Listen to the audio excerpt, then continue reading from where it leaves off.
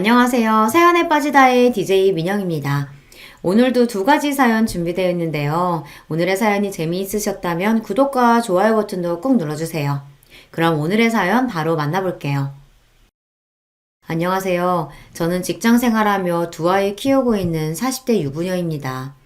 결혼하고 나서 줄곧 직장 생활과 육아를 병행하고 있어 몸이 10개라도 모자랄 만큼 바쁘게 살아왔어요. 그것만으로도 이미 제 생활에 다른 여유라고는 없이 할 일이 넘쳐나서 포화 상태였기 때문에 솔직히 그동안 친구 한번 마음 놓고 만나기도 쉽지 않았어요. 친정이나 시댁 역시 살뜰히 챙길 만한 여력이 되지 않았고요. 그래서 차마 상상할 수조차 없었던 일이 벌어졌을 때 어디에다 하소연할 곳도 없어 답답한 마음에 속이 터져나가는 줄 알았습니다. 저를 이렇게나 당황하게 만든 사람은 다름 아닌 저희 친정엄마였습니다. 항상 의연한 모습을 보이시며 저와 제 동생을 지켜주셨던 분이었기에 충격은 더욱 컸습니다. 솔직히 저는 제가 저희 엄마 때문에 속 썩일 일이 생길 거라고는 생각조차 해본 적이 없습니다. 그렇기에 엄마의 일탈은 놀라움을 넘어 제게 배신감까지 안겨줄 정도였어요. 엄마, 아니지? 설마 내가 잘못 본 거지? 엄마가 그럴 리가 없잖아. 나도 참을 만큼 참았다, 정말. 엄마는 사람 아니냐? 이게 너희한테 이렇게까지 얼굴도 못 들 정도로 사죄해야 할 일이야? 제발 정신 차려, 엄마. 살면서 이 일만큼 저를 경악하게 한 일이 없었습니다. 어디 가서 누구한테 속 시원하게 털어놓을 수조차 없었어요. 답답한 마음에 이리저리 인터넷을 뒤지다 알게 된 이 채널이 아니었다라면 아마 마음속을 억누르고 억누르다 못해 터져버리고 말았을 거예요. 저희 친정엄마는 저와 제 남동생을 오랜 시간 홀로 키워내셨습니다. 아버지께서 저희가 아직 초등학생일 때 암으로 일찍 돌아가셨거든요. 결혼하면서 다니시던 직장도 정리하시고 저희 남매 낳아 기르는데 전력을 다하셨기에 갑작스럽게 아버지가 돌아가시면서 생긴 가장의 공백을 메우느라 엄마가 얼마나 모진 고생을 하셨을지는 말로 다 표현할 수조차 없을 겁니다. 배우자를 잃은 슬픔을 미처 추스르기도 전에 엄마는 곧장 생활전선으로 뛰어드셨어야만 했습니다. 그도 그럴 것이 아버지께서 남겨주신 것이 그리 많지도 않은 상황에 아직 한참을 더 키워야 할 자식이 둘이나 딸려 있었으니까요. 장례를 치른 지 얼마 되지도 않아 엄마는 곧 인근 식당에서 설거지 하는 일을 시작하셨습니다. 아무리 살림에 이골이 난 베테랑 주부라고 해도 일반 가정 꾸리는 것과 식당 일은 차원이 달랐겠죠. 매일 사방이 캄캄해지고 나서야 지친 몸을 이끌고 귀가하시는 엄마 손은 온통 물집과 주부 습진으로 성한 날이 없었습니다. 그게 어린 마음에 얼마나 가슴이 아팠는지 몰라요. 아이고, 우리 착한 딸, 또 안 자고 엄마 기다렸어? 내가 엄마 손발 주물러 주기로 했잖아. 괜찮대도 그러네. 못생긴 엄마 손 주무르겠다고 우리 딸 고운 손 다 붓겠어. 안 못생겼어. 속상한 마음에 소리를 빽 지르긴 했지만 고왔던 엄마의 손은 날이 갈수록 퉁퉁 붓고 투박해져만 갔습니다. 그게 꼭 엄마의 힘든 처지를 적나라하게 보여주는 것 같아서 엄마 손에 핸드크림을 듬뿍 발라드리고 고사리 손으로 요령없는 마사지도 조물조물 해드렸지만 솔직히 그게 뭐 그렇게 효과가 있었겠습니까? 그럼에도 엄마는 제 엄마 손을 붙들고 이리저리 씨름하는 딸내미를 말없이 미소 지으며 바라보시곤 했어요. 제 엄마랑 누나가 맨날 그러고 있으니 아직 초등학교 저학년이던 동생도 옆에 붙어서 꾹꾹 엄마 손을 눌렀습니다. 내가 무슨 복이 이렇게 많아 새끼들한테 벌써 이렇게 효도를 다 받을까. 엄마가 너희들 보는 낙으로 산다. 엄마 딴에는 애를 쓰는 자식 새끼들 예쁘다고 해주시는 칭찬이었지만 그 말을 들으며 속으로 눈물을 삼킨 게 한두 번이 아니었습니다. 복이 많긴 무슨 복이 많아요. 젊어서 남편 잃고 과부소리 듣는 것도 천추의 한이 될 판에 가진 것 하나 없어 하루하루 당신 몸 갈아가며 새끼들 키워내는 게 얼마나 고단하겠습니까?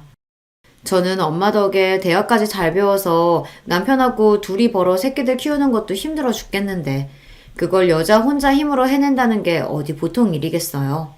거기다 믿을 구석이라고는 하나도 없이 하루아침에 세상에 던져진 거나 다름없는데 말입니다. 요즘 세상에도 아이 낳고 경력 단절된 여자들 재취업이 하늘의 별 따기라고 하는데 저 클 때야 더 했겠죠. 엄마 손이 상하고 주무시면서도 온몸이 쑤셔 잠꼬대로 앓는 소리를 하시는 걸 듣고 있자면 그게 다 저 때문인 것만 같아 죄송한 마음과 죄책감, 일찍 떠나버린 아버지에 대한 원망까지 작은 가슴속이 뒤죽박죽이 되곤 했습니다. 제가 유난히 엄마 손에 집착한 것 또한 아마 그 때문일 거예요. 저희 앞에서는 차마 티를 내지 못하셨습니다만 아버지 떠나시고 한참이 지나서도 여전히 남편의 빈자리 때문에 힘들어하신 건 역시 알면서도 모른 척 했습니다. 유난히 밖에서 더 고단한 일이 있거나 힘에 부치는 일이 있었던 날에는 저희 다 재워놓고 불도 켜지 않는 교실에서 안주 하나 없이 소주 한 잔을 들이키는 엄마 뒷모습을 몰래 지켜보곤 했습니다. 그럴 때 엄마 양 어깨는 평소보다도 더 축 처져 있었어요. 그게 엄마를 작아 보이게 만들었습니다. 이내 그 작은 어깨가 미세하게 떨리며 엄마의 숨죽인 울음소리가 거실에 작게 맴돌았죠. 지수 아빠, 지수 아빠. 저도 나이를 먹고 결혼해 아이를 낳아 키우면서 직장 생활이나 아이 문제로 자기감을 느껴보지 않은 게 아닙니다. 넘치지는 않지만 그래도 나름대로 읽은 것도 있고 남편과 둘이서 함께 헤쳐나가면서도 세상살이가 그리 녹록하지만은 않더라고요. 가끔은 다 그만두고 싶어질 때도 있어요. 그럴 때 배우자의 존재가 얼마나 큰 힘이 되는지 내가 혼자서 지금의 나로 살 수 있었을까 하는 생각이 들면 아찔해질 지경입니다. 그리고 그런 생각이 들 때마다 그 벅찬 삶의 무게를 오롯이 홀로 짊어지고 이제는 빈자리가 되어버린 옆자리의 허전함에 소리도 크게 내지 못하고 울던 젊은 날의 엄마 모습이 떠오릅니다. 차라리 시원하게 울어서 마음의 응어리를 잠시나마 풀어내셨더라면 조금은 후련하셨을까요? 어린 자식 새끼들이 혹시나 당신 울음소리에 깰까 싶어 애써 울음을 삼키던 엄마 등을 토닥여줄 수 있다면 얼마나 좋을까. 지금도 힘든 날에는 그런 생각을 하곤 합니다. 가정 환경이 이렇다 보니 저나 제 동생이나 어떻게든 엄마를 기쁘게 해드리고 싶은 마음에 일찍 철이 든 편이에요. 저도 저지만 동생은 저보다도 더 어렸었는데 얼마나 엄마 손길이 그리웠겠어요. 그런데도 엄마가 일 나가시고 그 빈자리를 대신하는 누나 말 얌전히 잘 들으며 공부 열심히 하는 동생을 보면 기특하기도 하고 짠하기도 했습니다. 아마 엄마가 보는 저희 남매 모습 역시 크게 다르지는 않을 것 같아요.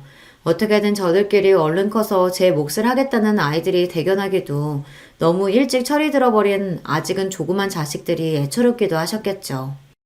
집안 형편이 조금씩 피기 시작한 것은 식당 일을 그만두신 엄마가 새로이 보험 영업 일을 시작하면서부터였습니다.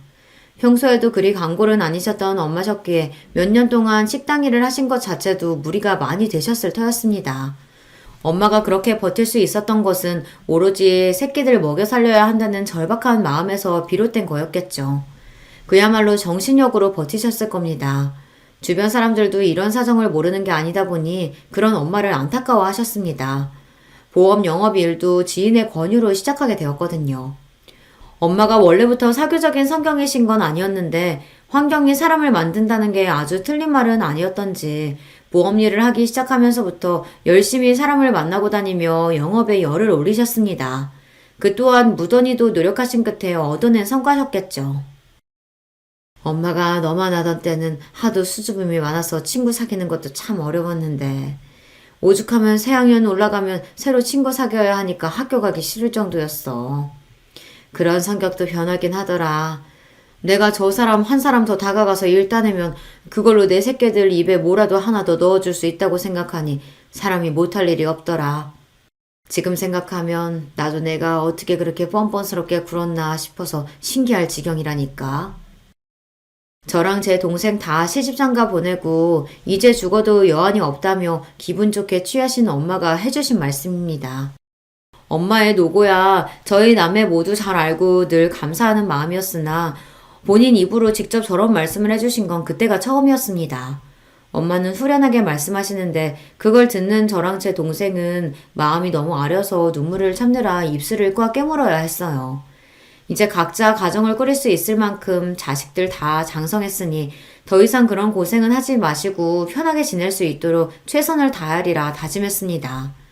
아마 남편과 처음에 쉽게 가까워질 수 있었던 것도 이런 제 성장 배경과 아주 연관이 없지는 않을 거예요. 남편도 저처럼 편부모 가정에서 자랐거든요. 다른 점이 있다면 제가 아빠를 일찍 여의고 홀어머니 밑에서 자랐다면 남편은 어머니가 일찍 돌아가셔서 시아버지께서 홀로 아들을 키우셨다는 겁니다. 나 하나 낳고 어머니가 내도록 아프셨어. 엄마에 대한 기억을 떠올리면 항상 아파서 누워 계셨던 것만 생각나서 사실 엄마랑은 별로 추억이 없어. 일하시면서도 아버지가 나까지 돌봐주시느라 항상 고생하셨지. 시어머니께서는 8년간 투병 생활을 하시다 운명을 달리하셨다고 해요. 말이 8년이지 그게 보통 긴 세월인가요? 거의 10년이 다 되어 가는데 혼자서 돈 벌면서 아이 키우는 것도 쉽지 않은데 거기다 배우자의 간병까지 하셨던 시아버지셨습니다. 오죽하면 긴 병에 효자 없다는 말이 다 있겠습니까? 부모 자식 간에도 그러한데 부부 간에 그러기에 더욱 어려운 일이었겠죠. 요즘도 그렇지만 특히 남편이 아내 간병하는 건 그리 흔하지 않잖아요. 그럼에도 묵묵히 자신에게 주어진 모든 상황을 감내하고 받아들이신 시아버지셨습니다. 지금에서야 나도 어른이 되고 자식 낳아 키워보니까 그때 아버지 삶이 얼마나 고단하셨을까 싶어. 부부 둘이서 힘든 일 함께 헤쳐나가며 같이 자식 키워도 쉽지 않은 게 삶인데 그 짐을 죄다 홀로 짊어지셨으니 그래서 그런가 아버지만 생각하면 감사하기도 죄송하기도 죄스럽기도 해. 제가 저희 엄마한테 느끼는 감정이 딱 그랬을 겁니다. 그렇다 보니 남편과는 공감대가 깊을 수밖에 없었어요. 제가 엄마가 그렇듯 남편에게 아버지란 존재가 얼마나 소중하면서도 무거운 존재일지 이해가 되었습니다. 시아버지께서는 말씀이 많으신 편은 아니셨지만 항상 다정하셨어요. 시집오고 첫 시어머니 제사가 있던 날 부랴부랴 퇴근하고 시댁에 갔더니 이미 혼자서 제사상 준비를 다 맞춰놓으셔서 얼마나 안절부절 못했는지 모릅니다. 내 안사람 챙기는 일인데 내가 하는 게 당연하지. 새아기 네가 미안할 게 뭐가 있어. 나야 늘 하던 일 한 건데 뭐.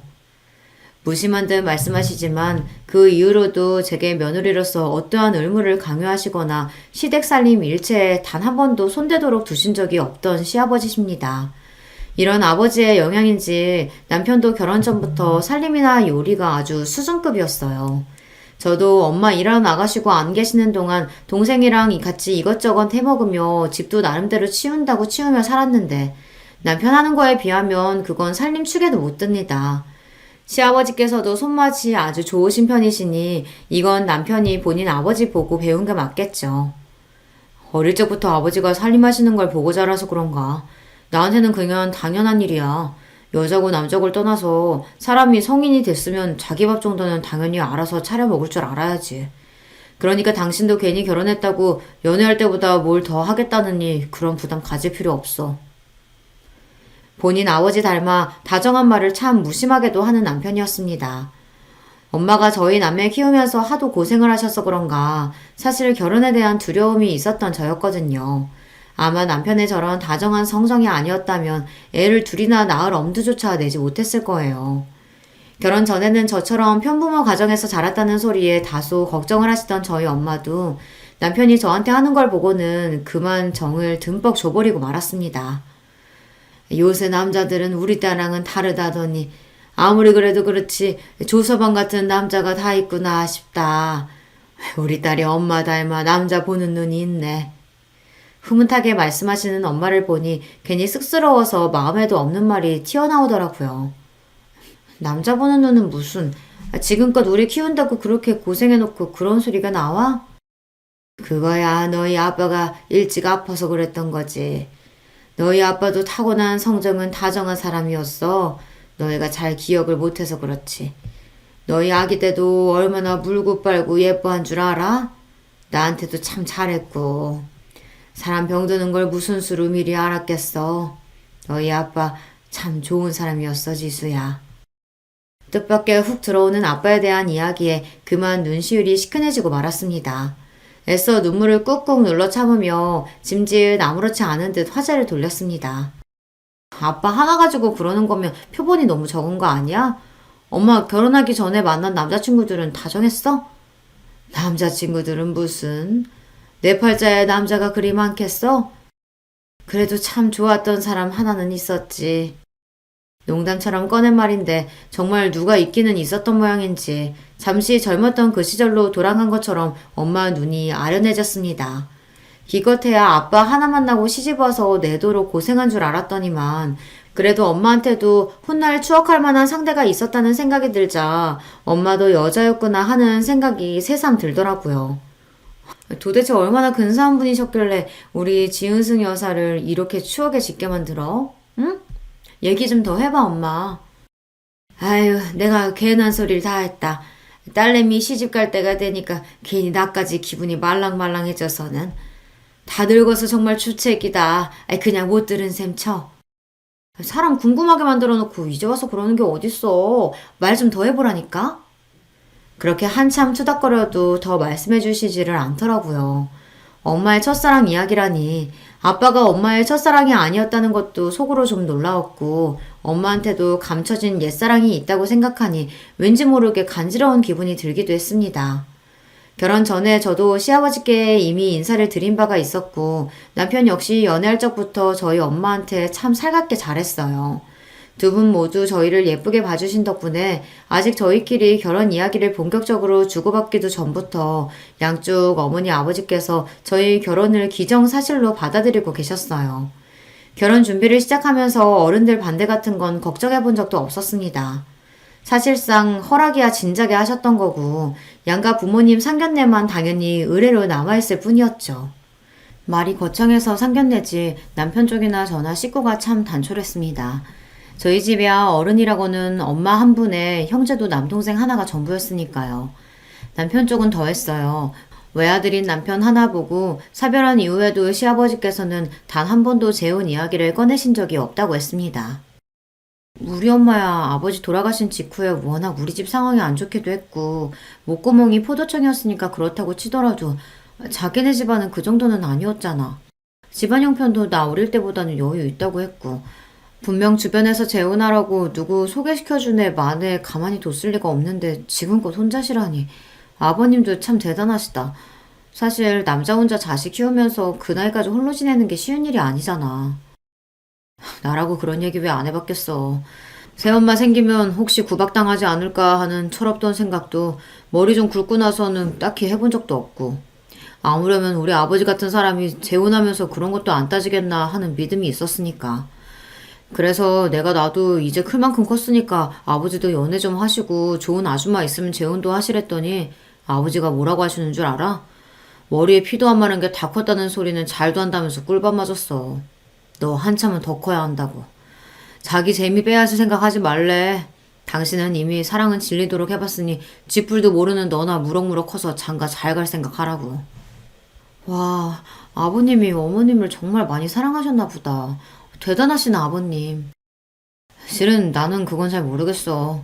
내 기억 속의 두 분은 항상 아버지가 어머니 돌봐드리고 보살펴드리고 그런 것뿐이라서 두 분 사이에 애틋함이 남아있을까 싶기도 하고.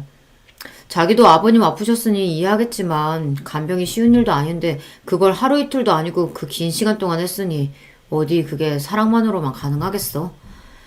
그렇게 말씀은 안 하시겠지만 어느 정도 의무감도 있으셨겠지.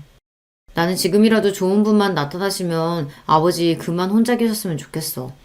지금까지 혼자서 흘려보낸 아버지 청춘만 해도 너무 아깝잖아. 자식들이 옆에서 너무 부추겨도 민망해 하실지도 몰라.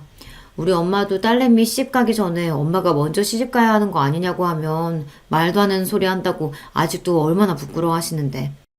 또 모르지. 자식들 보기 민망해서 차마 말씀은 안 하셨을지 몰라도 그동안 우리 모르게 연애도 하고 그러셨을지도. 글쎄, 우리 아버지가 과연 그러셨을려나. 그러니까 모를 일이라는 거지, 내 말은. 그렇게 말은 하면서도 저희 엄마가 저희 남매 모르게 어떤 모르는 아저씨와 데이트하는 상상은 잘 되지 않더라고요.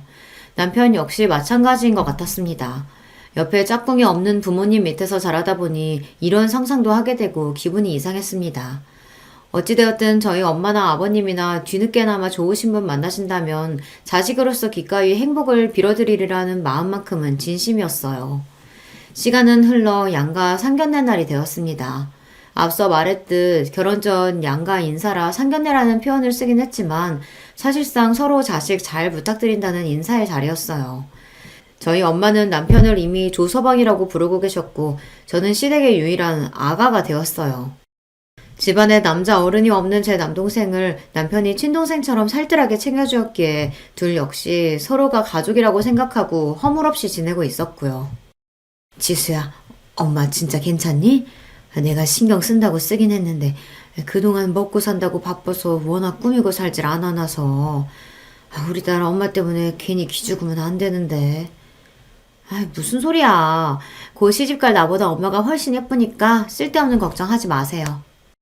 제가 저희 집 개혼이다 보니 자식 보내는 모든 절차가 처음인 엄마셨어요. 게다가 이런 중대사를 함께 상의할 남편도 없이 혼자서 해결해 나가야 하다 보니 가뜩이나 신경이 많이 쓰이셨던 것 같습니다. 시아버지를 처음 뵈러 나가는 자리가 꼭 본인 결혼 전 상견례에 나가는 것처럼 긴장하신 엄마셨어요. 정작 결혼 당사자인 저는 그 정도로 긴장하지 않았었거든요. 되려 제가 엄마 긴장을 풀어드려야 했어요. 그만큼 제 시아버지 되실 분한테 좋은 인상을 남기고 싶으셨던 거겠죠. 결국 그게 다 딸 자식 잘 봐달라는 친정엄마의 애틋한 마음이라는 걸 알고 보니 그런 엄마 모습도 뭉클하더라고요. 우리 아버님 얼마나 점잖으시고 좋은 분이신데 분명 두 분 서로 마음에 들어 하실걸? 내가 보기엔 엄마나 아버님이나 결이 같은 사람들 같아. 그렇게 확신하며 상견례 장소로 엄마와 함께 들어섰어요. 약속 장소에는 이미 남편과 시아버지께서 도착해 계셨습니다. 저를 보고 평소와 같은 부드러운 미소를 짓던 시아버지께서 제 뒤에 함께 들어오시던 저희 엄마를 보고 순간 멈칫하셨습니다. 뒤돌아보니 엄마 역시 시아버지 얼굴을 보고 순간 당혹스러워하시는 기색이었어요. 혹시 두 분이 일면식이 있으신 사이인가 싶어 다시 두 분을 휙 돌아보자 언제 그랬냐는 듯 두 분 표정이 다시금 평정을 찾으셨습니다. 내가 괜히 예민하게 받아들인 건가? 하긴 아까 여기 문 열고 들어오기 전까지 상견례에 대한 긴장감을 감추지 못하시던 엄마를 떠올리니 순간 긴장하셔서 그러셨나 보다 하고 대수롭지 않게 그 묘한 기시감을 넘겨버렸습니다. 상견례 분위기는 아주 좋았어요. 이미 피차 서로 가정사에 대해서는 알아야 할 건 모두 다 알고 있었고 이미 결혼 준비도 본격적으로 시작되었어요. 이 자리는 장차 사돈이 될 두 분 어른들의 안면을 익혀두는 데 의의를 둔 자리였어요. 그러니까 친목자리나 다름없었죠. 아버님 여기 음식 참 괜찮죠? 지난 엄마 생신 때 가족들이랑 함께 왔던 곳인데 너무 괜찮길래 아버님도 꼭 모시고 싶었어요. 그래 고맙다. 음식이 아주 내 입맛에 맞는구나. 네가 신경 많이 썼겠다. 아버님 여기 관자도 참 맛있어요. 저번에 먹어본 관자가 맛있었던 기억이 나서 시아버지 앞으로 밀어드리려는데 옆에 앉아 계시던 엄마가 관자가 든 접시를 슬쩍 밀고서는 섭산적이 든 접시를 시아버지 앞쪽으로 밀어드렸습니다. 의아함에 엄마를 쳐다보자 아차 싶으셨는지 엄마가 그러시더라고요. 저번에 보니까 이 집이 섭산적을 참 잘하길래 드셔보시라고. 와, 벌써부터 아버지가 저보다 인기가 좋네요. 남편의 너스레에 부드럽게 넘어갔지만 엄마 행동이 조금 이상하게 느껴졌습니다. 그렇게 상견례 잘 치르고 나와서 엄마한테 참았던 궁금증을 풀어놓았어요. 엄마, 혹시 전에 아버님 뵌 적 있어? 아니, 내가 그분 뵐 일이 뭐가 있어? 없어. 화들짝 놀라서 얼른 손사래를 치시는 엄마 반응이 석연치 않았으나 본인이 그 거 아니라고 하시는데 뭐라고 하기도 참 애매했어요. 진짜지? 정말 우리 아버님 전에 만난 적 없지? 그럼 내가 뭐 한다고 너한테 그런 걸 속이겠어? 엄마가 우리 딸내미 잘 봐달라고 너무 긴장을 했는가 보다. 하긴 그것도 그랬습니다. 뭔가 문제가 있는 사이인 것 같으면 제가 그 집에 시집가도록 엄마가 두고만 보지는 않으셨을 테니 설마 걱정할 일이야 있겠나 싶었어요. 그렇게 무사히 결혼식을 치르고 남편과 꿈같은 달콤한 신혼을 보내게 되었습니다. 저희 본가나 시댁이나 다들 사이는 나쁘지 않았으나 그래도 사돈이라는 게 일반 지인처럼 편안한 사이는 아니다 보니 두 분이 따로 만날 만한 일도 별로 없었어요. 그랬기에 상견례에서의 기시감은 금세 사라져버리고 말았습니다. 그때는 남편과 저희 둘만 생각하기에도 정신이 없었고 그러다 연년생으로 아이들이 태어나면서부터는 정말이지 눈코 뜰 새 없는 육아 전쟁이 펼쳐졌으니까요. 저 키운다고 고생하신 엄마한테 효도해야지 하던 결심도 이리저리 생활에 치이면서 뒷전이 되어버리고 말았습니다. 이래서 부모 마음이 자식 마음 같을 수 없다고 하나 봐요. 이것도 결국 핑계인 거고 제가 불효녀인 거겠죠. 남편과 둘이서 으쌰으쌰 해가며 힘을 내보아도 직장 다니면서 아이 둘 키우기가 쉽지가 않더라고요. 아이들 생긴 이후부터는 양가의 도움도 참 많이 받았습니다. 효도는커녕 손자까지 떠맡기는 못난 자식이 되어버려 송구스럽기가 이를 데 없었어요. 하지만 그런 못난 자식도 감싸 안아주시며 손자들에게 듬뿍 사랑을 쏟아주시는 두 분이셨습니다. 피치 못하게 남편과 저 두 사람이 동시에 야근이라도 하게 되는 날이면 저희 친정으로 혹은 시댁으로 아이들을 바쁘게 날라댔어요. 그마저도 할 수 없을 정도로 정신없이 바쁜 날에는 저희 엄마나 시아버지께서 직접 저희 집으로 와주실 때도 종종 있었습니다. 그럴 때마다 죄송스러워서 어쩔 줄을 모르는 저희에게도 언제나 대수롭지 않게 말씀하셨습니다. 자식 키우다 보면 별일 다 있는 건데 둘 다 사회생활 하느라 바쁜 사람들이 그럼 너희 둘 힘으로만 애들 키울 수 있을 줄 알았어? 다 이렇게 주위 도움도 받아가면서 애들 키우는 거야. 조서망한테도 괜히 마음 쓰지 말라고 하고. 기태 다 키우고 헛헛한 노인네한테 손자들 얼굴 보여주는 것만한 효도가 또 어디 있다고. 이렇게 자주 봐야 정윤이, 정우랑 정도 더 많이 들고 그러지. 할아버지라도 아무것도 안 하면 노인이면 어떻게 애들이 편히 여기겠어. 덕분에 나도 요즘 시간 가는 줄 모르고 무료하지 않게 잘 보내고 있다. 그러니까 너무 그럴 거 없어. 두 분 도움이 없었더라면 저희 부부가 누굴 믿고 아이들을 마음 놓고 맡길 수가 있었겠어요. 가정을 꾸리고 이 나이를 먹어서도 부모님 은혜를 입고 사는 저희들이었습니다. 두 분께는 항상 감사하고 죄송스러운 마음이었죠. 그날은 저희 부부가 회사에서 제공하는 종합검진을 받는 날이었어요. 공교롭게도 시기가 겹치는 바람에 이왕 이렇게 된 거 검진 날짜를 맞춰서 간만에 남편과 평일 대낮에 데이트를 하기로 했습니다. 결혼 전에는 짬짬이 점심시간이라도 서로 얼굴 보면서 짧은 평일 데이트를 즐기고는 했습니다. 저희 둘 다 회사 거리가 그리 멀지 않은 편이었거든요. 그것도 아이들 태어나서는 엄두도 못 낼 일이었습니다. 그럴 여유가 있다면 어떻게든 근무 시간 내에 업무를 끝내고 한 사람이라도 일찍 아이들 보러 곧장 집으로 들어가야 했으니까요. 비록 내시경 검사 때문에 쫄쫄 굶는 공복 상태이긴 했어도 오랜만에 연애할 때로 돌아간 것 같아서 기분은 좋았습니다. 그렇게 가볍게 속을 채우고 벌써 예전부터 가보고 싶었지만 도저히 짬을 낼 수 없어서 항상 미루기만 했던 카페에도 가보기로 했습니다. 아, 이게 정말 얼마만의 여유야. 집에서는 커피 한 잔 제대로 마실 수가 없었는데. 좋다 진짜. 그렇게 좋아? 우리 마마님 이렇게 좋아하실 줄 알았으면 진작 시간 만들걸. 내가 잘못했네. 아휴, 자기라도 뭐 어디 그럴 시간이나 있었어? 말만 들어도 좋네. 그렇게 서로 싱그러운 너스레를 주고받으며 드물게 주어진 평일 낮의 여유를 즐기고 있었습니다. 전면 유리창으로 된 그 카페에서 가장 목이 좋은 자리에서 창밖을 바라보니 바쁘게 지나는 사람들조차 멋진 풍경처럼 보였어요. 선팅이 잘 되어 있어서 눈이 부시지도 않고 밖이 훤히 보이는 것과는 달리 바깥에서는 안이 보이지도 않았죠. 그렇게 기분이 좋아져 작게 흥얼거리며 바깥 풍경을 감상하고 있는데 저쪽에서 낯익은 얼굴들이 보이기 시작했어요. 저거 아버님 아니야? 우리 아버지가? 이쪽 동네에는 오실 일이 없으신데 어디? 손가락을 가리키며 입을 열려던 찰나 순간 제가 얼어붙은 듯 아무 말도 하지 못했습니다. 저기 왜 그래? 저기 우리 아버지 맞네? 금세 자기 아버지를 찾아낸 남편 역시 순간 말을 잃었어요. 제가 목격한 것을 곧장 남편도 발견하고 말았으니까요. 시아버지는 혼자 계시는 게 아니었습니다. 웬 여성분과 함께였어요. 시아버지께서 뒤돌아 정중하게 에스코트를 한 그 여성은 다름 아닌 제 친정엄마였습니다. 아니, 두 분이 무슨 일로 같이... 남편은 문장을 채 끝마치지도 못했습니다. 이미 제가 진작 발견한 것을 이제야 알아차린 모양이에요. 네, 그 두 분이 수줍게 웃으며 방금 들어선 곳은 카페 맞은편에 위치한 한 대형 모텔이었습니다. 그 차마 믿을 수 없는 광경에 아무 말도 내뱉지 못하고 남편과 저는 입만 떡 벌리고 턱이 빠지도록 제대로 움직일 수가 없었습니다. 그 두 분이 모텔 안으로 들어서고 한참이 지나서도 말이에요. 도대체 이게 내가 제대로 본 건 맞는지, 저 두 분이 왜 저 안으로 들어간 건지 머릿속이 뒤죽박죽이 되어 터져나갈 것만 같았습니다.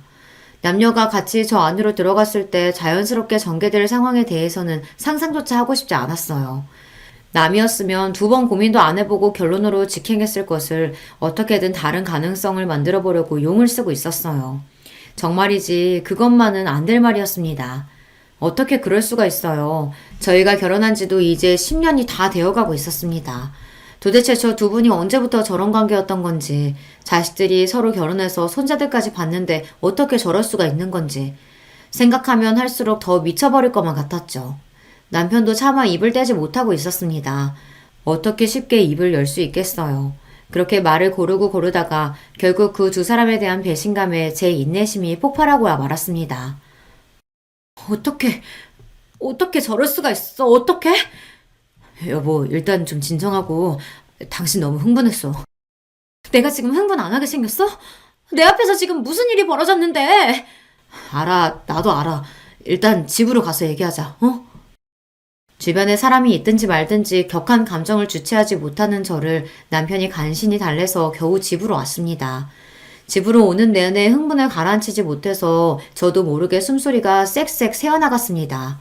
남편도 놀란 가슴 부여잡기는 마찬가지였겠지만 제가 거의 이성을 놓을 듯 흥분한 걸 보고는 무슨 일이라도 날까 싶어 조마조마했어요. 아니지, 설마 아닐 거야. 두 분 다 제정신이면 어떻게 그런 짓을 해? 세상에 사람이 자기들만 있는 것도 아니고. 집에 들어서자마자 꾹꾹 눌러 참았던 사자어를 터뜨리는 저를 보며 남편도 황망해 보였습니다. 세상에 이런 일이 생길 거라고 어느 누가 상상이나 했겠어요. 백주대낮에 친정엄마와 시아버지가 손붙잡고 모텔에 들어가는 광경을 남편이랑 나란히 감상하게 될 거라고 말이에요. 어디 막장 드라마에서나 나올 법한 비현실적인 상황에 기가 차서 헛웃음이 새어나왔어요. 뭐 현실은 드라마보다 더하다는 말들 많이 하긴 하지만 어떻게 일이 터져도 이런 일이 터질 수가 있는지요. 그 두 분이 평소에 자식들의 걱정거리나 골칫덩어리 문제 부모였다면 또 모르겠습니다. 두 분 모두 일찍이 홀로 되시고 자식들 키우는 일 말고는 한눈 한번 팔아본 적이 없으신 분들이셨어요. 그러기에 더더욱 충격일 수밖에 없었죠. 사람이 없어도 하필 왜 그 둘이란 말입니까? 우리 아직 그 두 분한테 아무 얘기도 들은 거 없잖아. 그러니까 너무 속단하지 말자, 어? 속단은 무슨, 당신 바보야? 그 꼴까지 봤으면 상황 다 끝난 거지. 그렇게 말하는 남편 스스로도 확신이 없어 보였습니다. 그 사람이라고 저랑 별반 다른 생각했겠습니까? 어떻게든 이 일을 덮고 싶은 것도 같고 저처럼 그 사람 역시 혼란스러웠겠죠. 저 역시 한껏 흥분해서 쏟아내고 나자 차츰 머리가 차갑게 식기 시작했습니다. 그러니 이걸 이제 어떻게 대응해야 하나 골머리가 아파지기 시작했습니다.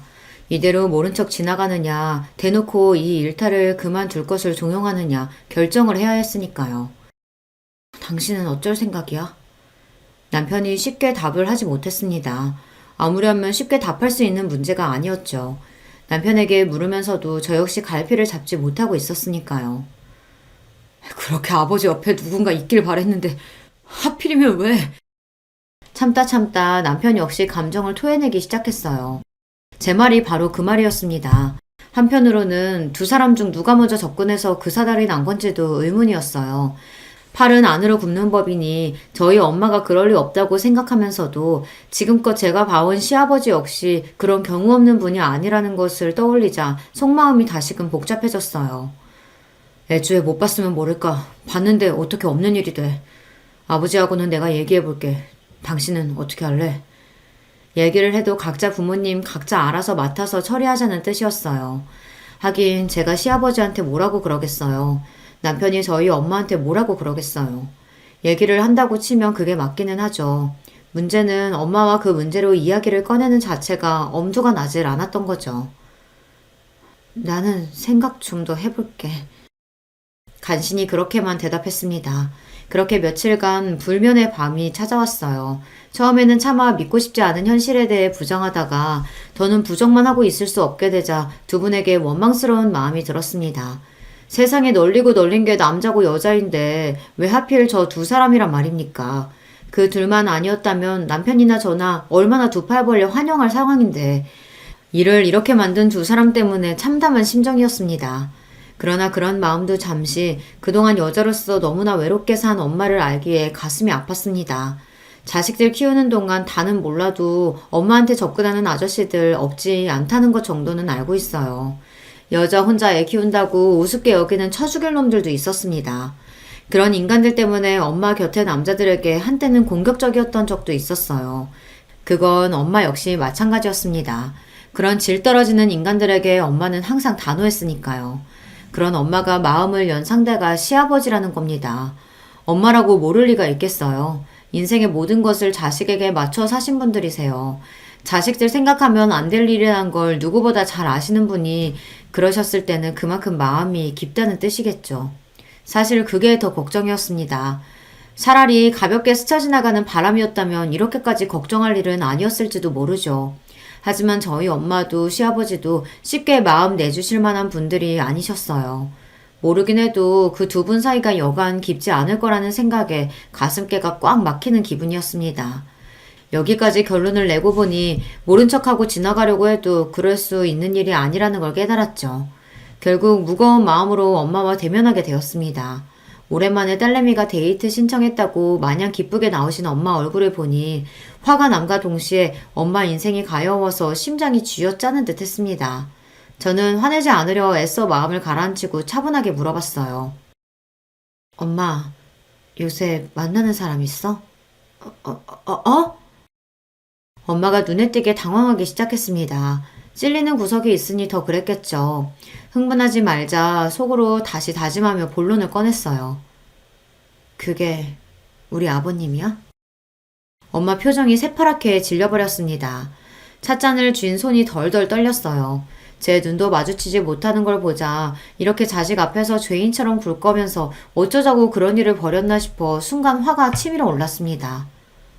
엄마가 어떻게 그럴 수가 있어? 다른 사람도 아니고 우리 아버님이랑! 거기까지 소리를 치다 순간 누가 들을까 싶어 말문이 확 막혔습니다. 그래요. 남들이 들을까 무서운 얘기였어요. 그러자 엄마가 차마 소리도 내지 못하고 눈물을 뚝뚝 떨구기 시작했습니다. 엄마의 눈물까지 보게 되자 가슴이 정말 미어지는 듯 했습니다. 엄마, 대체 왜 하필이면 우리 아버님이야? 언제부터 그랬던 거야? 아니, 더 얘기할 거 없어. 정리해. 정리해야 하는 거 엄마도 알지? 나랑 그 사람은 물론이고 대체 우리 정윤이 정우 어떻게 보려고 그런 짓을 해? 나라고 그러려고 그랬겠어? 엄마도 정말로 안 그러려고 했어. 정말이야. 겨우 그 말씀만을 하시고 눈물을 주체하지 못하는 엄마셨어요. 짐작은 했지만 이미 시아버지와 보통 깊은 사이가 아닌 듯 했습니다. 대체 이 일을 어떻게 해야 하나 눈앞이 깜깜했습니다. 그렇게 한참을 울고 나서야 겨우 엄마 울음이 잦아들었어요. 말없이 어색한 침묵을 견디는 시간이 길어져만 갔습니다. 이래서야 오늘 이야기하기는 글렀구나 하던 찰나 엄마가 입을 여셨어요. 윤석 씨, 그러니까 너희 시아버지랑은 결혼 전에 만났던 첫사랑이었어. 당시에 부모님 반대가 심해서 헤어지고 몇 년을 힘들어하다 만난 게 네 아버지였고 네 아버지를 진심으로 사랑했고 함께 사는 동안 충실했지만 윤석 씨랑 헤어지면서 워낙 힘들었기 때문에 살면서 가끔씩 생각은 났었어. 홀로 되고 나서는 지나간 사랑이 아쉬워서 그런가 더 그랬지. 그러다가 상견례 나가서야 네 시아버지 될 사람이 그 사람이었다는 걸 그제야 알게 된 거야. 맹세코 그 이전에 따로 그 사람 찾거나 한 적은 없었다. 엄마가 추악하던 그 첫사랑이 시아버지였다니 그것만으로도 충격적이었으나 아직 들어야 할 이야기가 많았습니다. 설마 사돈 셀 사람인데 첫사랑이라고 한들 뭘 어떻게 해볼 생각 같은 거 감히 해본 적도 없었어. 이렇게 된 마당에 이런 소리 하니 믿기진 않겠지만 정말 추워도 그런 생각하지 않았다. 사돈 자리가 원래도 그리 자주 볼 자리는 아니긴 했지만 일부러라도 마주치는 일 없게 하려고 내 딴에는 가지내를 썼어. 그러다 자식들 다 시집 장가 보내고 혼자 남으니 헛헛한 마음이 더해지더라. 너희 바쁠 때 애들 봐주러 너희 집에도 들락거리다 보니 본의 아니게 윤석 씨와 마주치는 일이 잦아지더라. 그러면 안 된다고 생각하면서도 끝이 그래서 그랬는지 쉽게 미련이 떨어지질 않더라고. 그러면 안 된다고 자식들이랑 손자 볼 나도 없다고 생각하면서도 여전히 다정한 그 사람한테 마음이 가는 건 어쩔 수가 없었다. 당장 헤어지라고 윽박지르고 싶은 마음이 들면서도 엄마가 가여워서 어떻게 해야 할지 모르겠더라고요. 오죽하면 그랬을까, 오죽하면. 그 생각이 드니 차마 입을 떼기가 쉽지 않았습니다. 엄마, 아무리 그래도 그렇지. 우리가 결혼하기 전이면 또 몰라도 지금 손주가 둘이나 있잖아. 엄마 스스로도 떳떳하지 못한 이 관계를 계속 이어나가겠다는 거야? 나중에 우리 애들이 알게 되면 엄마 손자들한테 이렇게 말할 수 있겠어? 엄마가 잘못한 거 알아. 엄마가 정말 미안해, 지수야. 잘못한 거 아니까 아무한테도 얘기 안 하려고 했어. 평생 비밀로 묻고 가려고 했어. 하지만 절대로 가벼운 마음으로 이런 짓 벌인 거 아니다. 나도 내 마음이 내 마음대로 되질 않아서 그랬어. 그 사람이랑 어디 나가서 관계 밝힐 생각 같은 거 추호도 없어. 그저 얼마 남지 않는 생 조용히 곁에서 아무도 모르게 서로 지켜주다 가자. 그런 마음이었다. 그러니까 엄마가 왜 그런 떳떳하지 못한 사랑을 하냐고. 엄마가 혼자야? 나도 있고 지석이도 있고 손자들도 있는데. 너도 내가 무슨 말 하는지 알잖아. 자식이랑 어떻게 같겠어. 하필이면 그 사람이 너희 시아버지라서 엄마가 정말 미안해. 엄마가 정말 씻을 수 없이 큰 죄를 지었다. 앞으로는 절대 들키지 않게 너희들한테 티도 내지 않게 조심할 테니까 그냥 모른 척 해줄 순 없겠어? 엄마. 예상보다 강경한 태도였습니다. 이쯤 하면 엄마가 스스로 포기하실 줄 알았어요. 하지만 엄마 스스로도 어쩔 수 없는 마음이라니 제 눈도 못 마주치고 죄스러워하시면서도 끝내 시아버지와 정리하겠다는 말씀만큼은 하지 않으시는 엄마를 보는 제 속이 복잡해졌습니다. 엄마는 죽어도 정리를 못 하시겠대. 제 마음대로 되는 일이 아니래. 아버님하고는 얘기해봤어? 집에 돌아와 남편에게 그날 일을 털어놓았습니다. 말이 이어질수록 남편 표정도 어두워져만 갔습니다. 한숨을 푹 내쉬며 남편이 말했습니다. 우리 아버지도 마찬가지야. 난 우리 아버지한테 그런 면이 있는 줄은 몰랐다. 뭐라고 하시는데? 장모님 감싸기부터 하시더라. 잘못이 있으면 다 자기가 잘못한 거라고. 장모님은 잘못한 거 하나도 없으시다고. 그러니까 욕을 하거들랑 자기한테만 하고 멍망도 자기한테만 하래. 무슨 성인군자도 아니고. 그렇게 말하는 남편 표정이 말이 아니었습니다. 지금 제 표정도 딱 저렇지 않을까 싶었어요. 한참을 말을 고르고 고르더니 이윽 후 남편이 입을 열었어요. 여보, 그냥 우리 모른 척하고 두 분 그냥 두면 안 될까? 여보. 그렇잖아. 그날 우리가 그렇게 우연히 두 분 본 거 아니었으면 애초에 이런 일이 생기지도 않았겠지. 평소에 두 분이 자식들이야 어찌됐든 신경도 안 쓰시는 분들이었다면 또 몰라. 자식밖에 모르시던 분들인 거 뻔히 아는데 두 분 사이가 그렇게 되기까지 얼마나 마음고생이 심하셨겠어. 서로 첫사랑이라고 하셨잖아. 애꿎게 사돈 사이를 다시 재회하긴 하셨지만 서로 마음 안 주려고 또 얼마나 애를 쓰셨겠어. 우리 결혼한 지 벌써 10년이 다 돼가. 그 긴 시간 동안 접지 못한 마음이면 정말로 접을 수 없는 마음이니까 그러신 거 아니겠어? 두 분이 당장 결혼을 하신다는 것도 아니고 앞으로 그러실 분들도 아니고 그러니까 설득을 하라고 보내놨더니 당신이 설득돼서 오면 어떡해. 당장 결혼을 하실지 말지 그걸 어떻게 알아? 저 두 분 만날 거라고는 어디 상상이나 했어? 제 말에 남편 말문이 딱 막혔습니다. 저라고 어디 저희 엄마한테 상처 주는 말 하고 싶었겠어요. 하지만 이게 사회적 통념이었어요. 이번에야 우리 둘한테 들켜서 그나마 집안 문제로 넘어갔지. 혹시 두 분이 사돈인 걸 아는 다른 사람들이 보기라도 했으면 어떻게 됐겠습니까? 두 분의 지난한 역사야 알 바 아닌 타인들의 눈에 그 두 분이 어찌 비칠지 상상만 해도 아찔했어요. 그 시선에 또다시 다치게 되실 엄마를 생각하니 더더욱 그랬습니다. 제가 겨우 저희들 생각만 해서 그런 모진 말을 했겠어요. 이 관계는 누구보다 엄마 스스로에게 위험한 관계였어요. 고민 끝에 결국 시댁으로 시아버지를 찾아가게 되었습니다. 두 분 관계를 알게 된 이후에 처음 걸음하는 거였어요. 그만큼 시아버지 얼굴을 뵙기가 쉽지 않더라고요. 시아버지 역시 마찬가지였겠죠. 엄마와 마찬가지로 죄인처럼 제 얼굴을 제대로 찾아보지도 못하는 시아버지를 보니 마음이 배로 무거워졌습니다. 네가 얼마나 황당하고 황당한 마음일지 내가 짐작조차 할 수가 없구나. 너나 우리 희태에게는 정말 입이 10개라도 할 말이 없다. 아버님, 정말 다시 생각하실 순 없으시겠어요? 네가 뭘 걱정하는 줄 안다. 우리도 그날 이후로 따로 안 보고 연락만 주고받고 있어.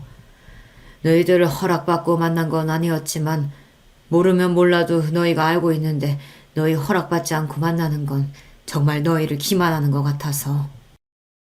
애초에 암만 하셨다면 기만이 아니었을 텐데 이제 와서 고지식하게 저희 허락만을 간절히 바라시는 것 또한 딱 두 분 같으셨어요. 인정하기 싫지만 두 분이 마음으로 이어져 있다는 걸 인정하지 않을 수가 없었습니다. 나도 그렇지만 은숙 씨도 지금까지 살아온 인생이 녹록지 않다는 거 너도 잘 알고 있지 않니? 우리는 크게 뭘 바라는 게 아니야. 이 나이에 감히 살림 합친다는 그런 말도 안 되는 생각 해본 적도 없다. 그저 더는 옆이 외롭지 않게 남들에게 티내지 않고 가는 날까지 서로 의지하면서 살도록 도와줄 수는 없겠니? 이쯤 되니 저도 그만 설득할 의욕을 상실하고 말았습니다. 네, 사회적으로 쉽게 용인될 만한 일이 아니라는 건 누구보다 잘 압니다. 그렇다고 어린아이들도 아니고 이제 인생의 황혼기에 접어든 두 분을 어디 강제로 묶어놓을 수도 없고 제가 떼어놓는다고 해도 결국은 돌고 돌아서 서로 만날 분들이라면 애초에 제가 어떻게 손을 쓸 수 있는 일도 아니지 않습니까? 무엇보다 시아버지는 제가 그동안 보았던 제 엄마한테 관심을 표하던 그 어떤 사람보다도 제 엄마를 소중하게 여기며 정중히 말씀하고 계셨어요. 엄마 인생에 마음에 둔 남자로부터 은숙 씨라는 이름이 불려본 것이 얼마만일까 생각하니 자식으로서는 한사코 말리고 싶으면서도 같은 여자로서는 그런 엄마 마음이 이해가 가지 않는 것도 아니었습니다. 결국 저는 두 분께 백기를 들고 말았어요. 나도 이제 몰라. 엄마 마음대로 해. 단 저번처럼 누구한테 들키거나 하면 그걸로 끝인 거야. 재혼이라도 하려고 치면 그땐 엄마 딸 죽는 날이니까 꿈도 꾸지 말고. 재혼이라니 그런 말도 안 되는 생각 해본 적도 없어. 엄마 정말 죽은 듯 티도 내지 않고 정말 조용하게 아무도 모르게 할게. 네가 이 정도까지 봐주는 게 내 입장에서 얼마나 큰 마음 먹었는지 안다. 네가 걱정하는 일 생기지 않도록 절대 실망시키지 않을게. 약속할게. 됐어. 제발 상처만 받지 마. 나 엄마한테 바라는 거 그거밖에 없어. 그렇게 엄마랑 얼싸안고 한참을 울었습니다. 세상 사람이 뭐라고 하든 저한테 제일 중요한 건 저희 엄마 행복뿐이었습니다. 딸이 되어 더 일찍 그걸 빌지 않는 게 미안했어요. 그저 두 분이 서로 상처가 되지 않고 남은 생에 위로가 되어주시길 바라고 또 바랬습니다. 그리하여 두 분은 여전히 아무도 모르게 조용한 만남을 이어가고 계십니다. 결론이 너무 싱거운가요? 하지만 인생이 너무 극적인 것도 당사자들에게는 피곤한 일이잖아요. 무엇보다 저는 제 엄마의 인생이 드라마틱해지는 게 지금의 가장 큰 두려움이에요. 그러니 앞으로도 그런 일은 없었으면 싶어요. 저희 부부 앞에서는 자제하시지만 저희에게 들킨 후로 두 분은 오히려 후련해 보이십니다. 표정도 한결 편안해지신 게 서로를 많이 의지하시는 것만큼은 사실인 것 같아요. 어디에도 털어놓지 못한 이야기 덜어내니 제 마음도 좀 가벼워지네요. 긴 이야기 들어주셔서 감사합니다. 안녕하세요. 갑자기 문득 제 인생 이야기를 혹시 사연으로 적어본다면 조금은 특별하게 보이지 않을까 싶어지더라고요. 제가 애정을 보내는 이 채널에 그렇게 제 사연을 신청하게 되었습니다. 저에게는 5살 아래의 여동생이 있어요. 아빠, 엄마, 저, 여동생 이렇게 단란한 네 가족의 모습이 제가 기억하는 가장 오래된 제 인생의 장면입니다. 하지만 저희 가족에게는 큰 비밀이 숨겨져 있었어요. 사실 저와 여동생이 이부자매였던 것입니다. 이 엄청난 사실이 가장 처음 어떻게 밝혀졌었는지는 모르겠는데요. 다만 부모님께서 술김에 싸우시다가 하시는 소리를 제가 들었었죠. 이 망할 여편네 같으니라고.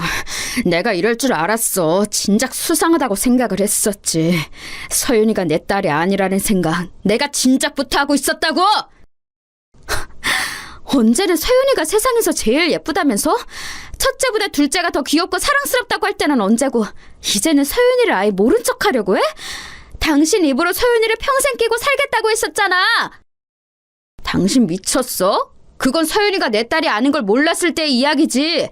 당연히 지금은 꼴도 보기 싫고 내 눈앞에서 사라졌으면 좋겠어. 당신도 마찬가지야. 둘이 함께 사라져. 나는 우리 첫째, 내 딸 서영이만 있어도 상관없으니까. 욕설이 오가는 험악한 상황 속에서 저는 남몰래 입을 틀어막았습니다. 아빠는 제 여동생 서윤이가 당신의 딸이 아니라는 것에 분노하시며 욕을 늘어놓고 계신 거였어요. 그날 옅게 된 대화 속에서 얼핏 추측을 해낸 것은 서윤이가 엄마와 친분을 유지하며 지내시던 어떤 아저씨의 핏줄이라는 것이었습니다. 저도 그 아저씨를 잘 알지는 못했지만 얼굴 정도는 알고 있었죠. 충격적이었어요. 이런 말을 하면 너무 적나라한 것 같지만 서윤이는 저희 가족들 사이에서 혼자 외모가 튀긴 했었어요. 어린 나이에도 코가 오똑했죠. 하얗고 결이 좋은 피부나 웃을 때 입술이 들리는 모양은 엄마와 아주 닮았으나 아빠하고는 조금 더 닮은 구석이 없는 자식이 바로 서윤이였습니다.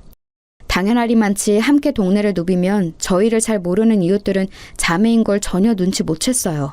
그 정도로 안 닮은 자매였죠. 하필 저도 여동생도 각자 친탁을 한 외모였기 때문입니다. 서윤이의 출생의 비밀이 밝혀진 이후 파국으로 치닫고 말았어요. 부모님께서는 결국 이혼을 하셨습니다. 그리고 두 분 다 저희 자매를 책임지지 않으셨어요. 저는 현실을 믿을 수가 없었네요. 아빠, 저 다 알아요. 서윤이는 아빠 딸 아니고 저만 진짜 아빠 딸 맞잖아요. 근데 왜 저까지 버리시는 거예요? 아빠, 저만 있으면 된다고 하셨었잖아요. 저는 울면서 아빠에게 매달렸지만 소용이 없었죠. 그 과정에서 제 여동생 서윤이도 자신의 비밀을 알게 되었습니다. 그런 것을 이해하고 받아들이기에는 너무 어린 나이였는데 하지만 저 역시 어렸기에 여동생을 배려할 생각조차 당시에는 못했었던 것 같아요. 부모님 두 분 모두 저희를 고아원에 버리고 각자의 인생을 살기도 하신 것을 알고는 제가 엄마의 바지가랑이를 잡고 매달려도 봤었습니다. 엄마, 서윤이가 예쁘게 생겼다고, 커서 큰일 날 것 같다고, 탤런트 시켜도 좋을 것 같다고 맨날 그런 말씀하셨었잖아요. 그런데 왜 버리고 가세요? 대체 왜 엄마와 아빠 모두 저희를 버리시는 건데요?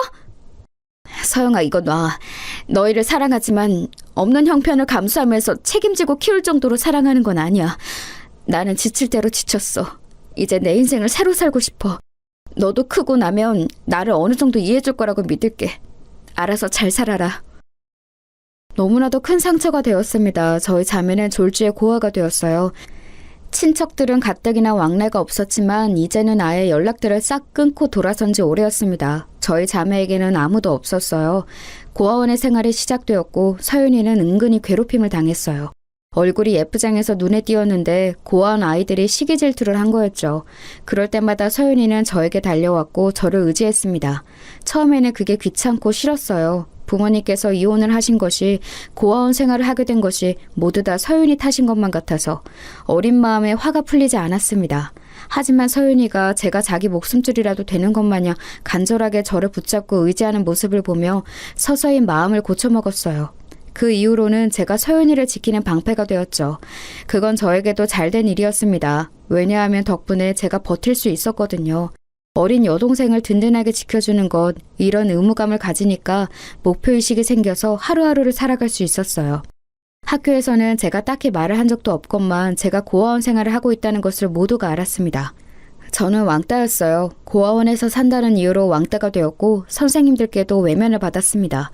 어떤 선생님 한 분은 저를 두고 부모 없는 애는 신경 안 써도 된다는 식으로 말씀을 하시기도 했었죠. 정말 무식하고 저급한 시절이었던 것 같네요.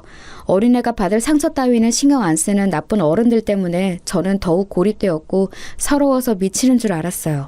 남들 다 있는 부모가 왜 저한테만 없어서 이런 시련을 겪어야 하는지 이해할 수가 없었죠. 그런 외로운 생활 가운데 고아원에서 서윤이를 지키며 든든한 버팀목이 되어주는 제 역할은 일상을 지나게 하는 원동력이었을지도 모릅니다. 하지만 예기치 못한 변수가 저의 자매를 기다리고 있었어요. 어느 날 서윤이가 입양을 가게 된 거예요. 제 여동생인데 이제 세상에 단 하나뿐인 제 가족인데 도대체 어디를 가는 거냐면서 저는 담당 선생님을 붙잡고 울었습니다. 언니인 저에게 서윤이 당사자보다 먼저 입양 소식을 먼저 전해주셨거든요. 오는 저를 붙잡고 선생님이 말씀해 주셨어요. 서영아, 너는 또래보다 성숙하고 똑똑하니까 이해를 잘해줄 거라고 믿어서 솔직하게 선생님이 다 얘기해줄게. 우리 고아원이 지금 사정이 별로 좋지가 못해. 그러니까 서윤이가 입양을 가는 건 무척 잘 된 일인 거야. 서윤이만이라도 보장된 가정 안에서 잘 살아가게 된다면 기쁜 일 아니겠니? 보장된 가정이라는 건 제 동생이 좋은 집에 입양을 간다는 말씀이세요? 그래, 맞아. 꽤 풍족한 집안에서 서윤이를 데려가겠다고 해주셨어. 이건 다시 없을 기회야. 아주 조심스러운 이야기지만 너희 자매 같은 경우는 아마 친부모님께서 영영 찾으러 오지 않으실 것 같아. 친부모님을 기다리는 건 포기하고 각자의 인생을 하루빨리 계획하고 개척하는 게 옳은 길이야. 누가 기다린다는 거예요? 저랑 서윤이는 부모님을 기다린 적 없어요. 저희를 버리신 분들이라는 건 세상에서 저희가 가장 잘한단 말이에요. 그래, 안다면 다행이네. 네가 동생을 축하해주고 잘 다독여줬으면 좋겠어. 혹시 언니가 되어서는 질투를 할 생각은 아니지? 성인이 되어서도 한참 속상했던 것 중 하나가 그 선생님이 저를 질투쟁이로 염려하셨다는 점이었네요. 동생이 입양을 잘 가게 된 걸 질투하는 언니로 말입니다. 꽤 상처가 되었어요. 그런데요, 당시에 제가 정말 진심으로 질투가 전혀 안 났는가를 따져보자면 그런 것도 아니었습니다. 하늘에 대고 떳떳하지는 못했던 것 같아요. 그때는 저도 어렸으니 어쩔 수 없었다는 변명을 대볼게요. 왜냐하면 저희 집은 언제나 가난했기 때문입니다. 화목했던 기억은 거의 없었고 형편은 늘 지지부진하였죠. 그랬건만 제 여동생이 좋은 환경의 가정을 만나서 잘 살아가게 될 거라는 것이 부러웠고 배가 좀 아팠죠. 저는 아무도 몰래 원장님을 따로 찾아가서 간청을 했었어요. 서윤이와 함께 저도 그 집에 입양을 가면 안 되겠냐는 것이었습니다. 두 손을 모아 비로도 받지만 원장님은 저를 떼어내셨죠. 될 일마저 안 되게 만들지 말라고 하시면서 여동생이 앞날이나 축복해달라고 하시더라고요. 앞으로 평생 못 보게 될 수도 있는 거니까 이별도 후회되지 않게 잘하라고 하셨습니다. 그 소리를 듣고 나니까 심장이 철렁 내려앉더라고요. 나는 5년 전의 일을 어느 정도로 기억하지? 어렸을 때니까 어쩔 수 없이 기억이 잘 안 나. 거의 기억들이 희미한데 그렇다면 서윤이는 크고 난 뒤에 나를 잊게 되는 걸까? 아빠랑 엄마까지 해서 넷이 살던 우리 가족의 모습은 아예 잊을지도 모를 일이고 나의 존재도 별것 아닌 것으로 기억에 남길 수 있겠구나. 왠지 겁이 났습니다. 그래서 그때부터 저는 서윤이의 손을 꼭 붙잡고 몇 번이고 이런 당부를 해주었어요.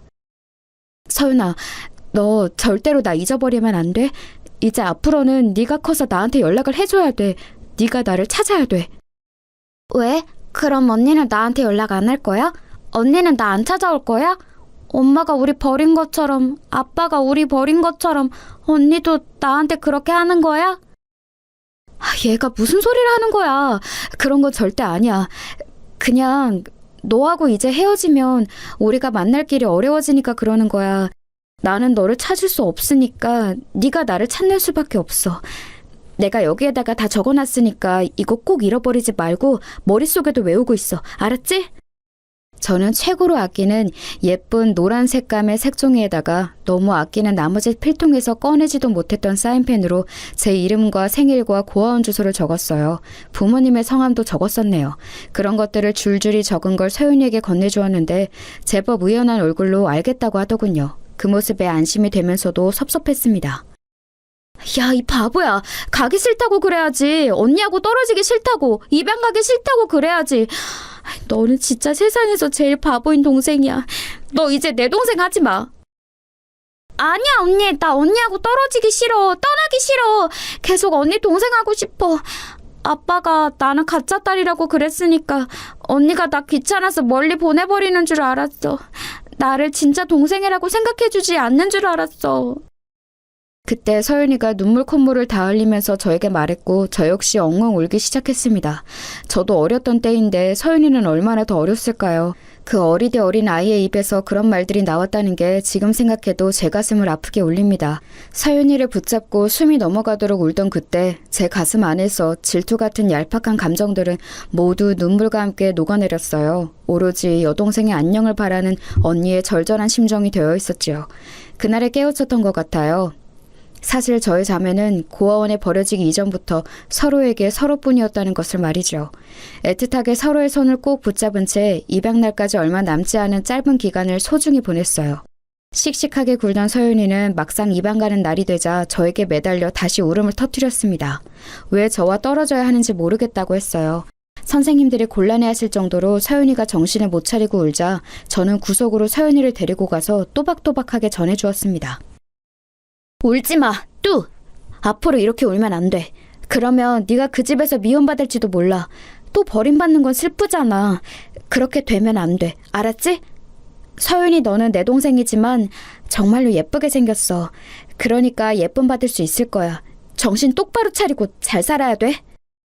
언니, 우리는 왜 가족이 다 따로 살아야 돼? 같이 살면 안 되는 거야? 엄마, 아빠하고 다 같이 사는 애들은 왜 그런 거고 우리를 왜 이런 거야? 우리가 함께하면 좋겠지만 그럴 수 없어, 서윤아. 학교에서 언니 반에는 이름도 얼굴도 예쁜 장미라는 애가 있어. 근데 성도 백이다? 백장미야. 이름 정말 예쁘지? 걔는 집도 잘 사는 모양이야. 가방도 옷도 빛이 나거든. 머리띠는 맨날 새 걸로 쓰고 와. 우와, 공주님 같은 언니인가 보다. 다들 그 언니를 좋아할 것 같아. 맞아. 친구들도 선생님들도 걔를 좋아해. 그런데 언니 반에는 이름도 촌스러운 김숙자가 있어. 걔는 고아원에 사는 나보다도 못해. 머리도 제대로 못 감은 때가 많고 옷은 구멍 난 곳이 거의 그대로야. 선생님은 김숙자보다 백장미를 예뻐하셔. 어제도 학교에서 둘이 똑같이 교과 제창을 잘했을 때도 백장미에게만 박수를 치라고 하셨어. 김숙자에게는 그냥 자리에 앉으라 하셨지. 못됐어. 선생님 나빴어. 둘이 잘했으면 둘이 똑같이 칭찬받아야 맞는 거야. 그치? 하지만 서연아, 세상은 공평하지 않아. 백장미도 김숙자도 그리고 나도 아직 어리잖아. 그냥 어린애일 뿐이야. 하지만 각자 인생의 출발점부터 다른 걸 슬프지만 모를 수가 없어. 서연아, 잘 들어.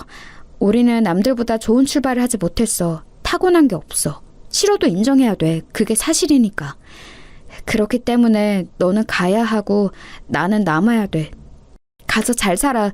죽이 되든 밥이 되든 네가 여기서 남아있는 것보다 훨씬 나은 미래가 펼쳐질 거야. 저는 담당 선생님의 말만 따나 많이 성숙했던 것 같아요. 어른도 쉽사리 하지 못한 이야기들을 하고 있었으니까요. 그리고 그런 이야기를 아직 이해하지 못하는 눈초리를 하고도 서윤이는 가만히 듣고 있었습니다. 저는 눈물을 마저 닦아주며 그랬죠. 서윤아, 너 전에 우리 옆집에 살던 성희 언니가 키우던 병아리 기억나? 이름이 삐약이었는데 하도 비실비실 골고골해서 금방 죽을 거라고 동네 어른들이 다 그랬었지만 안 죽고 자라서 시골집으로 갔잖아. 서윤이 너도 삐약이처럼 버티고 살아남아. 남들이 혹시 쟤 입양될 때 이렇게 떠들어도 아무리 비웃어대도 무조건 이겨내면 돼. 너는 할 수 있어. 그건 솔직히 저 스스로에게 하는 다짐에 가까웠습니다. 사실 저는 여동생이 함께 있었기에 의지가 되었고 버틸 수 있었으니까요. 앞으로가 막막했기 때문에 다짐을 한 것이었죠. 제 말을 이해하지 못하지만 기억은 하겠다는 듯이 차분한 눈초리로 고개를 끄덕인 서윤이는 저와 새끼손가락을 단단히 걸고 약속했습니다. 미래를 약속한 것이었네요. 제 여동생 서윤이는 그날 오후에 입양을 갔어요. 좋은 차가 와서 멀끔하게 차려입은 부부가 서윤이를 데려가는 것을 저는 일부러 가까이 가지 않고 멀리서만 지켜봤습니다. 서윤이는 다음 생일을 맞기 전까지 저에게 편지를 붙이겠다고 하였어요.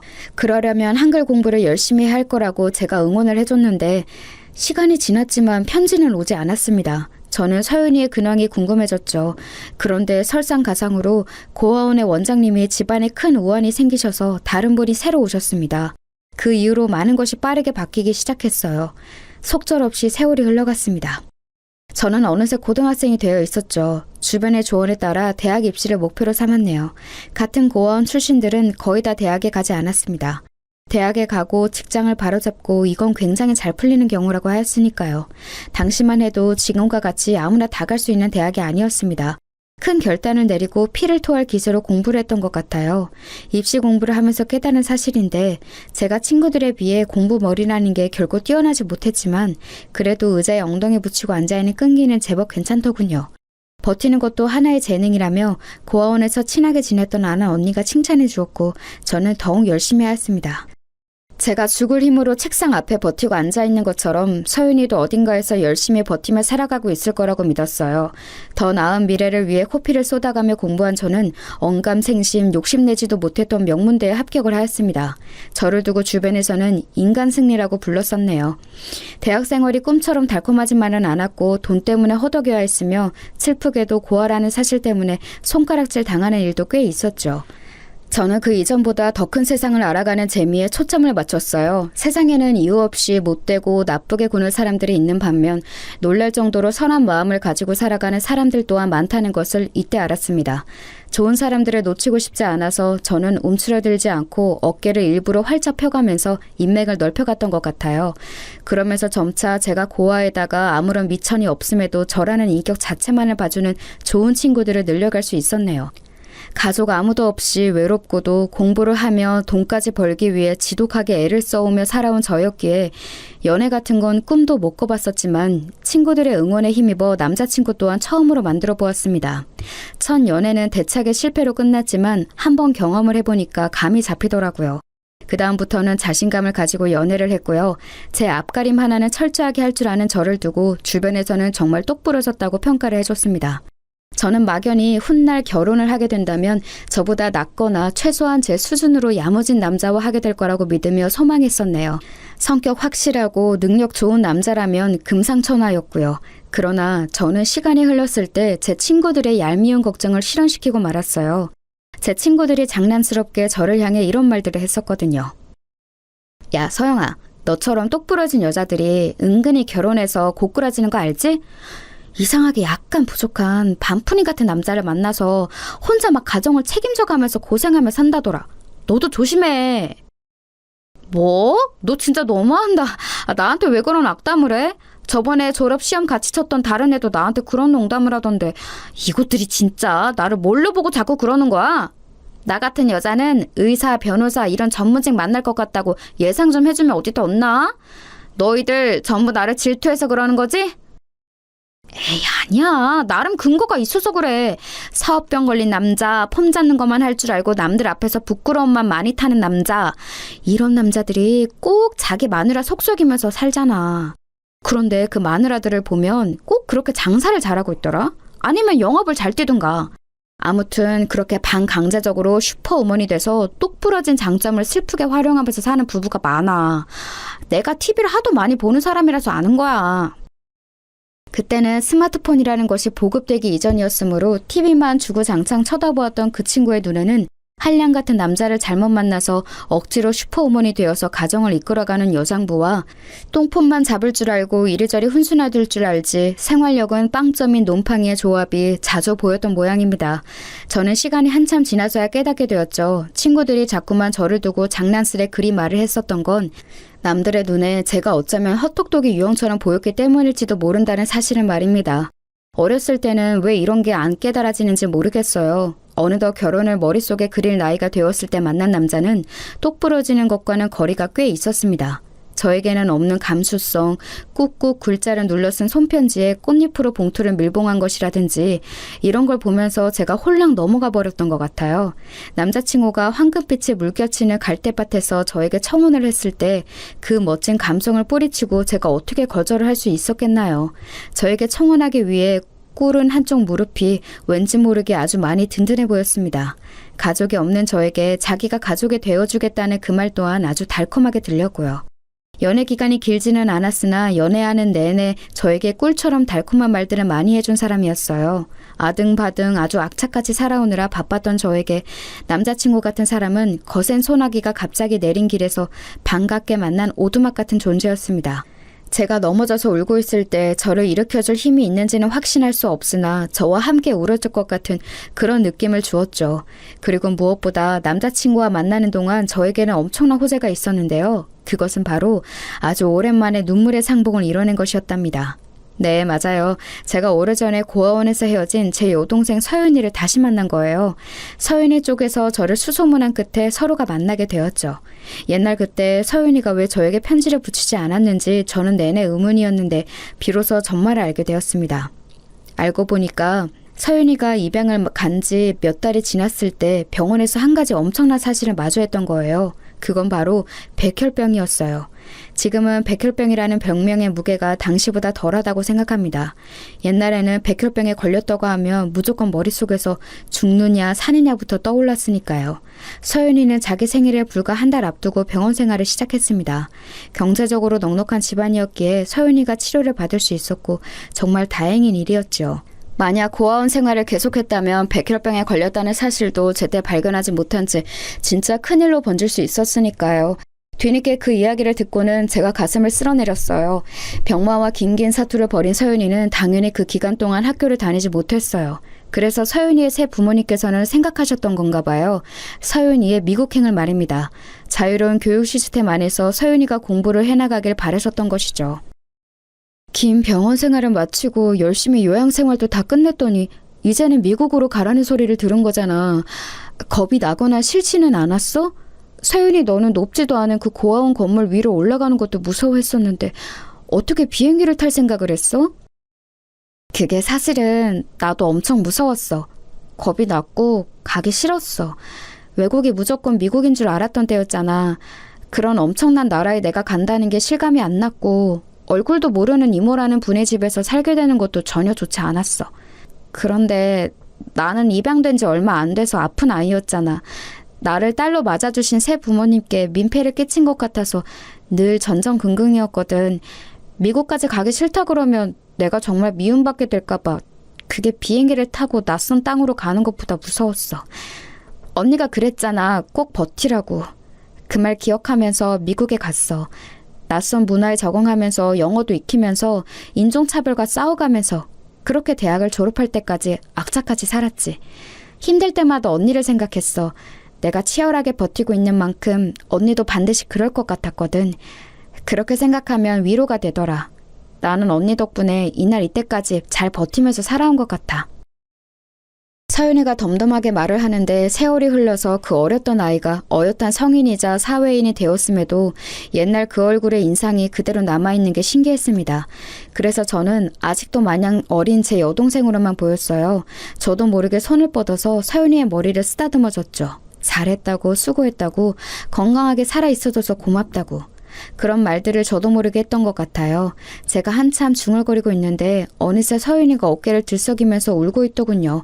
그제야 저희 자매는 의연한 척을 집어던지고 서로를 끌어안았습니다. 그동안 서로 잘 버텼다고요. 그렇게 말을 했죠. 사실 저에게는 지난 세월 제가 쌓아온 역사라는 게 있었고 서윤이는 말할 것도 없이 자기 인생을 새로이 아주 멋지게 개척하며 살아온 바였죠. 그럼에도 자매라는 것은, 가족이라는 건 무게가 다르더라고요. 어색함이나 민망함은 아주 잠깐뿐이었고 전혀 다른 영역에서 살아왔음에도 이상하게 서로 눈빛만 봐도 편안한 공감이 느껴졌습니다. 예나 지금이나 서로에게 유일무이한 존재였죠. 사실 서윤이는 더 이상 서윤이가 아니었어요. 입양을 간 뒤로 새로 이름이 생겼고 미국에서 쓰는 영어 이름도 따로 있었거든요. 그래서인지 서윤이는 제 입을 통해 듣는 자기의 옛날 이름이 애틋하다며 웃음을 지었습니다. 아이처럼 웃는 서윤이었지만 사회적 위치는 전혀 꽤 위험이 넘쳤답니다.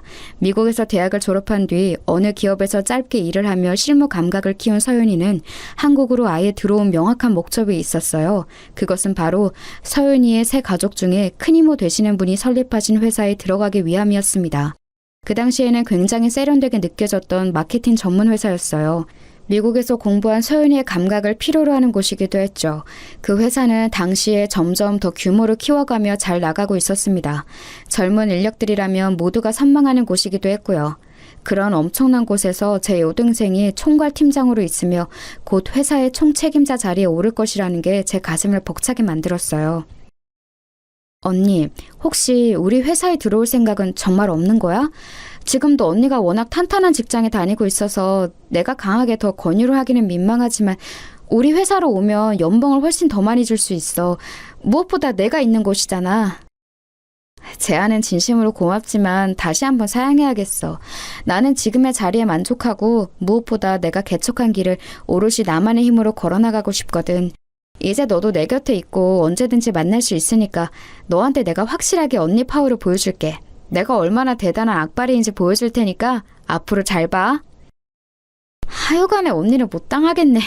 내가 자라면서 언니와 헤어질 때를 기억해서 한 부분도 놓치지 않으려고 열심히 되새겼었는데 얼마나 내심 놀랐던지 몰라. 언니가 고작 그 나이에 세상을 통달한 듯이 의연하게 나한테 충고이자 조언을 남겼다는 게 두고두고 놀라웠어. 그래서 나는 아무리 노력해도 언니처럼 대단해질 수는 없겠다고 진작에 깨달았지. 아무튼 언니, 혹시라도 마음이 바뀌면 언제든지 얘기해. 우리 회사는 언니에게 문이 활짝 열려 있으니까. 고맙고 든든한 서윤이에게 제가 설마 그 회사 입사 문제로 아쉬운 소리를 하게 될 줄은 그때는 상상도 못했었네요. 다름이 아니라 결혼을 약속한 제 남자친구 때문이었어요. 남자친구가 직장 내 괴롭힘과 따돌림 문제로 힘들어하고 있었거든요. 그 계기도 어이가 없었습니다. 남자친구가 회식 뒤풀이에서 남자들끼리 질 나쁜 2차를 가는 것에 끼지 않았다는 점이었죠. 여자 사원들을 향해 짓궂은 농담을 건네는 남자들에게 동조를 하지 않는 것 또한 원인이 되었습니다. 아직은 직장 문화에 대한 사회적 인식이 살짝 부족했던 때였어요. 부당함을 주장하며 혼자 맞서는 것은 너무 어려운 일이었죠. 남자친구가 그러더군요. 아무래도 이직을 해야 할 것 같은데 이 문제가 완전히 해결이 되고 자기가 새롭게 자리를 잡고 나면 그때 가서 저의 결혼을 본격적으로 진행해야 할 것 같다고 말입니다.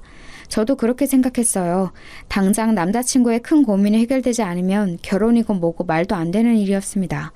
남자친구는 굳이 서열을 따져보자면 저보다 살짝 아래급의 대학을 나왔고 성적도 최상위권은 아니었으나 최고의 강점이 있었어요. 그건 바로 고용하는 입장에서 보자면 가장 만만한 채용 대상이라는 점이었습니다. 지나치게 너무 잘난 것도 아니었고 외모가 튀는 것도 아니었으며 목소리나 말투, 성격 같은 것들도 굉장히 무난했죠. 인상은 수더분하면서 호감을 주는 편이었고요. 말을 몇 마디 섞어보면 성격도 유들유들 한다는 걸 상대가 금세 알 수 있을 정도였습니다.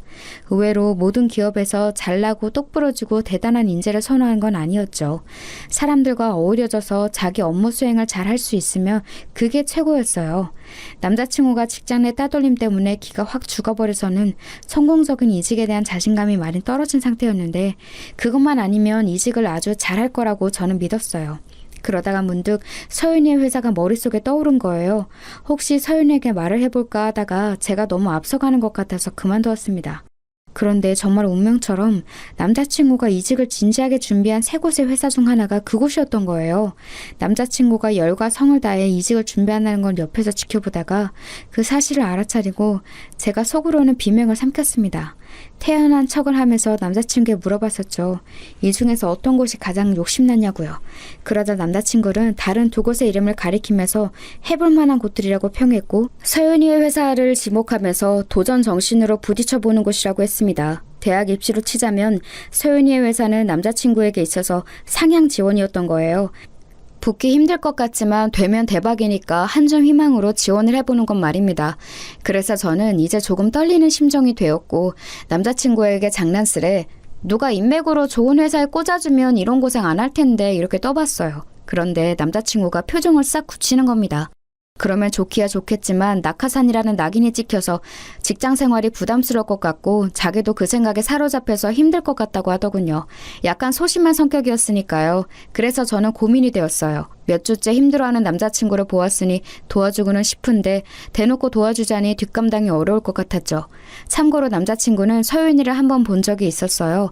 저한테 서윤이 얘기는 여러 번 들었었고요. 제가 어릴 적 헤어진 여동생을 만나게 됐다는 얘기도 해줬었고 저와 결혼할 남자니까 서윤이에게 얼굴 도장을 찍게 하려고 자리도 한번 마련했었습니다. 어라? 잠깐만. 그런데 가만 보니까 서윤이가 회사를 아예 물려받기 위해 한국에 왔다는 얘기는 내가 안 했던 것 같네? 그리고 서윤이는 나만 아는 이름이고 대외적으로는 다른 이름을 쓰니까 숨기는 게 가능하지 않을까? 거기까지 생각한 저는 서윤이에게 연락해서 솔직하게 상황을 말했습니다. 제 남자친구를 꼭 넣어달라는 것까지는 아니고 객관적으로 조건이 어떤지 자세하게 좀 봐달라고 그랬죠. 서윤이는 자기가 곧 총괄 책임 역할을 하게 될 것이기 때문에 흠을 만들고 싶지 않은 시기라고 하면서 철두철미하게 체크를 해볼 거라고 했습니다. 저는 그 의견에 적극 동조했고요. 그래서 솔직히 큰 기대까지는 안 했는데 이게 웬걸요? 남자친구가 서윤이의 회사에 덜컥 붙어버린 거예요. 기뻐서 난리를 치는 남자친구에게 어색한 맞장구를 쳐주고 나서 저는 서윤이에게 따로 연락했었죠. 대체 어떻게 된 일이냐고요. 최대한 객관적으로 봤는데 딱히 흠잡을 게 없던데? 전 직장에서 하셨던 업무도 우리가 지금 새로 구하는 자리하고 딱 맞아. 그 부서 사람들하고 왠지 성격도 잘 맞을 것 같고 적응 잘하실 것 같아서 인사 담당자와 내가 상의를 한 그때 합격시켰어. 언니, 나 잘했지? 진지하게 얘기하던 서윤이는 끝에 가서 애교를 부리더군요. 잘했으니까 칭찬해달라고 하는 말에 제가 못 당하겠다 싶었습니다. 결국 어쨌거나 제 남자친구라서 잘 봐준 셈이었으니까요. 이래도 되는 걸까 싶어서 가슴이 두근거렸네요. 이미 저질러 버렸으니 일단은 어쩔 수 없다고 생각한 뒤 눈앞에 펼쳐진 산들을 넘기로 했습니다. 결혼까지 가는 과정이라는 이름의 산들이었죠. 저는 순탄하게 예비 시댁으로부터 인정을 받을 거라고까지는 예초에 기대를 안 했었는데요. 그렇다고 해서 모욕적인 거절을 당할 거라고도 상상을 못했습니다.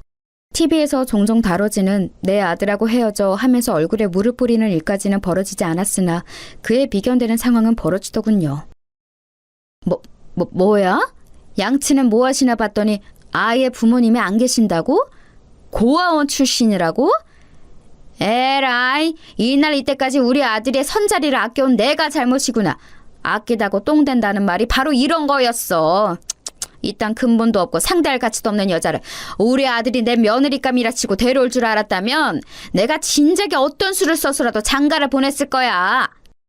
예비 시어머니 되시는 분은 거의 피를 토하신다는 심정으로 저를 반대하셨습니다.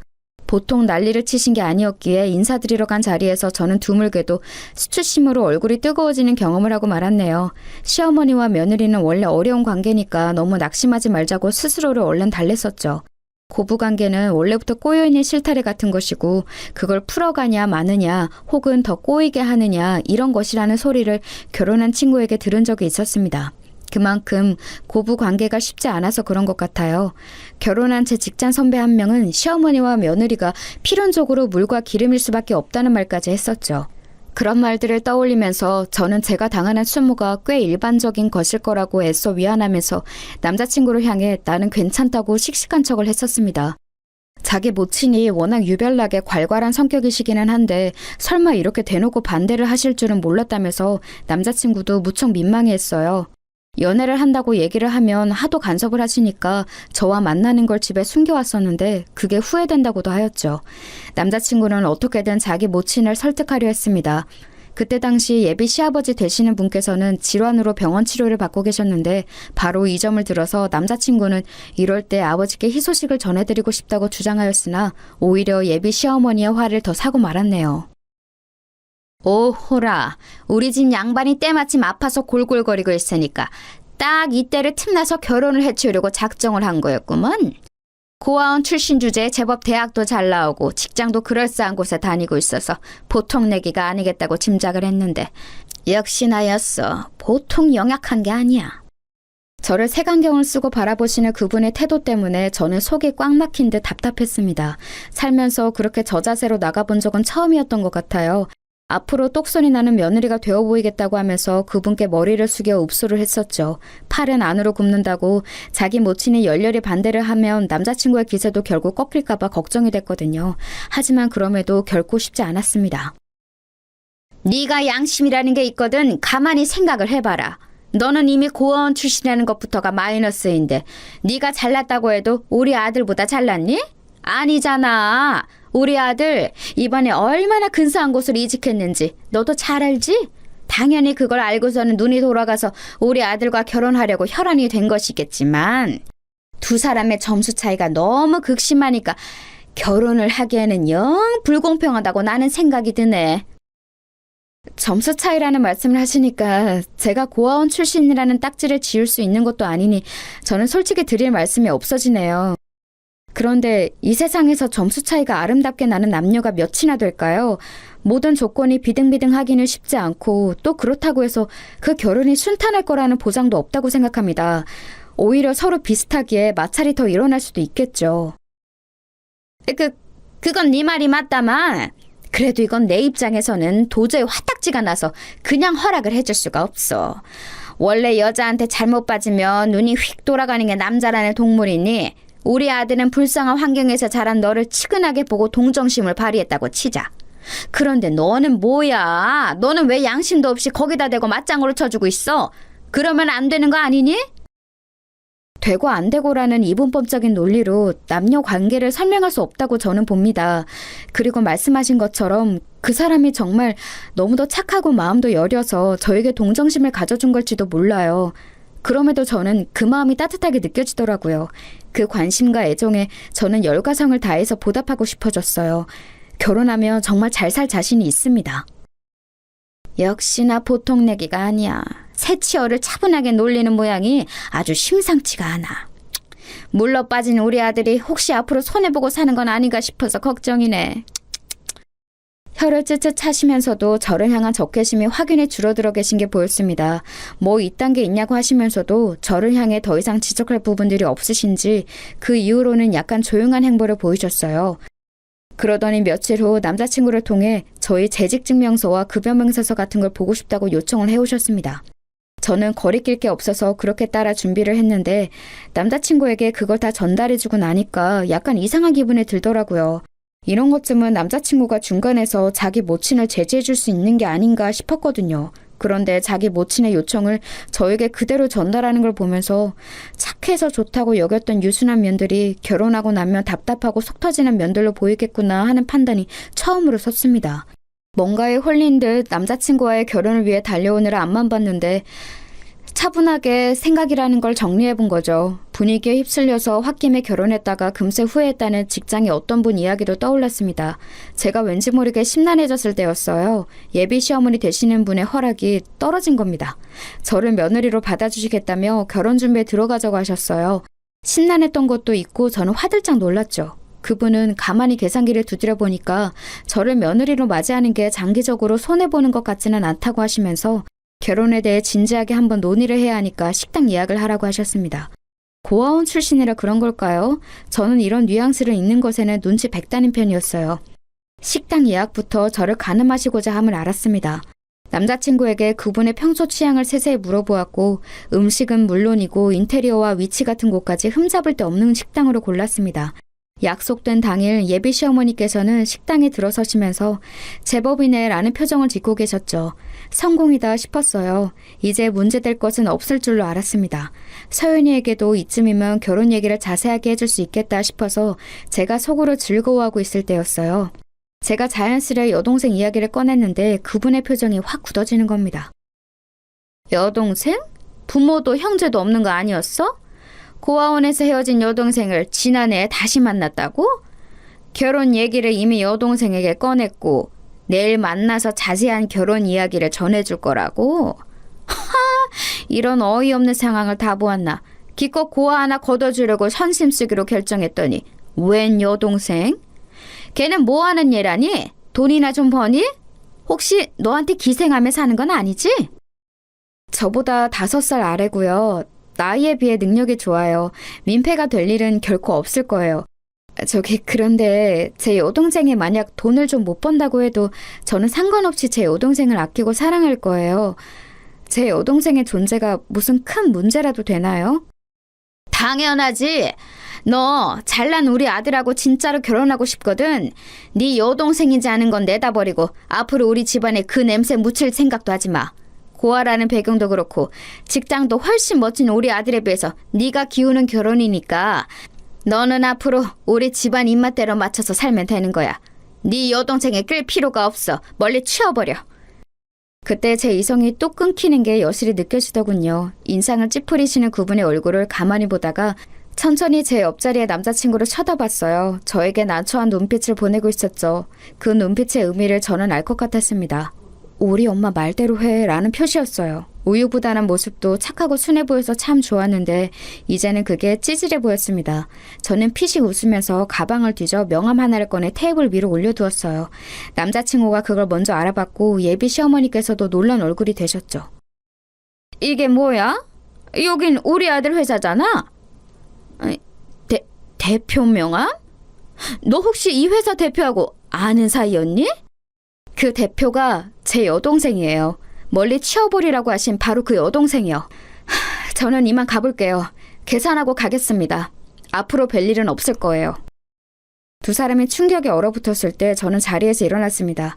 남자친구가 손을 덜덜 떨면서 제 팔을 잡더군요. 설명을 요구하는 눈빛을 보고 저는 그 손길을 거칠게 떼어냈어요.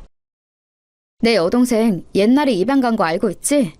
그래서 내가 부르는 거 말고 이름이 따로 있어. 얼마 전 그 회사 대표 자리에 오른 그 이름이 내 여동생 이름 맞아.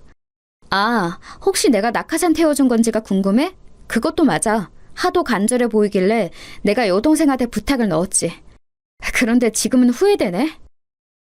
제가 간결하게 말하고 돌아서자 이번에는 그 모친의 저를 붙잡으며 두 손을 모아 싹싹 빌었습니다. 이토록 놀라운 태도 변화에 저는 기가 막혔네요. 실언을 한 걸 용서해달라며 낯빛이 완전히 창백해지신 채로 저에게 빌고 또 비셨습니다. 부모한테 버림받았으면서 자매가 어쩜 이렇게 둘 다 능력들이 좋았니? 둘 다 천재인 거 아니니?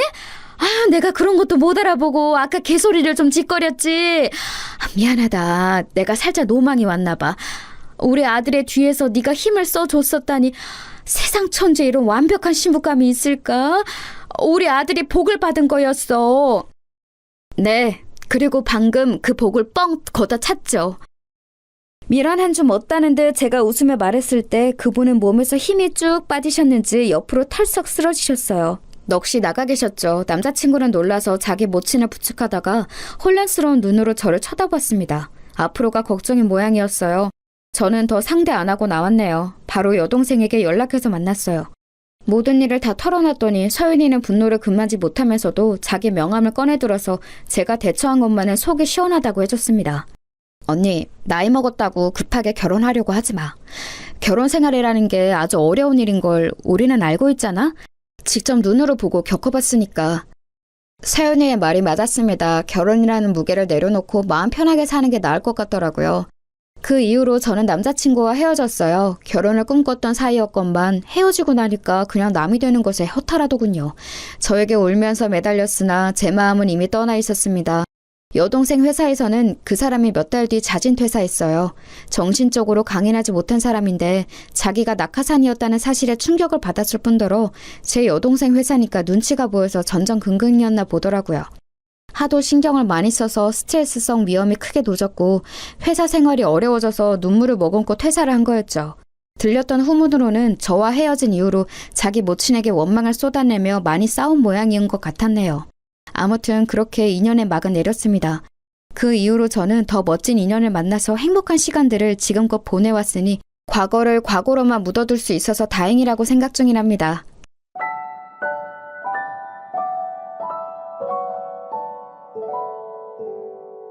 you